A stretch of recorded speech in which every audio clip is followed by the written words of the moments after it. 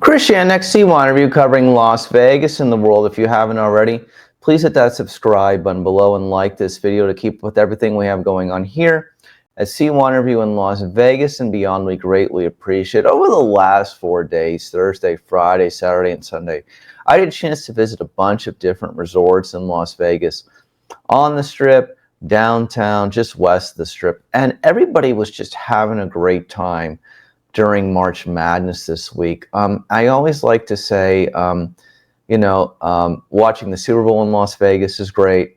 Watching a lot of other sporting events in Las Vegas is absolutely great. But getting the chance to watch March Madness because of the volume of games and the activities that go on the first 2 rounds, Thursday through Sunday slate, is just unbelievable. And I was out, Thursday downtown in the early stages watching people at the Plaza, at the Circa, and a variety of other casinos, and just checking in and seeing how people were reacting and if it was going to be as busy as it's been in past years.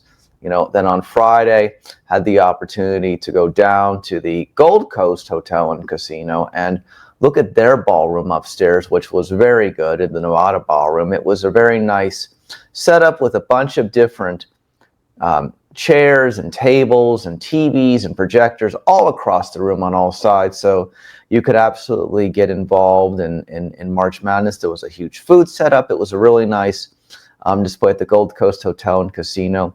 I also ventured over on that day to the Palms just to check out their sportsbook, and that sportsbook was packed, of course, in the back of that Las Vegas resort, and people were really enjoying themselves as well. On Saturday, I had a chance to go over to the Las Vegas Strip, of course. We talked about this in the short that I did yesterday about the Nine Fine Irishmen, great Irish restaurant and pub, worth visiting at New York Hotel and Casino, of course, at the south end of the Las Vegas Strip. But ran into some, fans from Wisconsin who lost in the second round to BYU yesterday. But everybody was just having a good time. What a week this is. Spring break, March Madness, NCAA tournament. People here may be on vacations, as just as is. School events, everything, you name it. It's just been a very poppin' weekend. And then today we ended our March Madness by heading back over to Circa at the Fremont Street Experience to watch the Florida Gators defeat the UConn Huskies in a very close game of a 77-75 victory. But that Galaxy showroom on the third floor of the Circa is just such a great setup. Multiple projectors, big screens, tons of tables. Hundreds of people can fit in there and enjoy the madness that is March, and just a wonderful time. Got to go down to the Saginaw's Delicatessen afterwards, and they have such a great sandwich menu, salads, and you name it.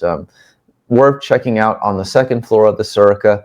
Go to Saginaw's Delicatessen. Again, this is not an endorsement, just a personal opinion. Really loved the sandwich I had there with fries. It was just phenomenal. So, listen, if you never have, you really need to come to Las Vegas in March. You got to experience the NCAA tournament. You got to watch one of the games on the big screen. You got to watch the crowd cheer and make a huge reaction when a big shot is made, a dunk is made, a three-pointer at the buzzer. They call it March Madness for a reason, but they really should call it March Madness in Las Vegas every year for the first and second rounds of the NCAA tournament. I'm Christian for C1 Review. If you haven't already, please hit the subscribe button below and like this video to keep up with everything we have going on here at Las Vegas at C1 Review and beyond, and I'll see you in the next one.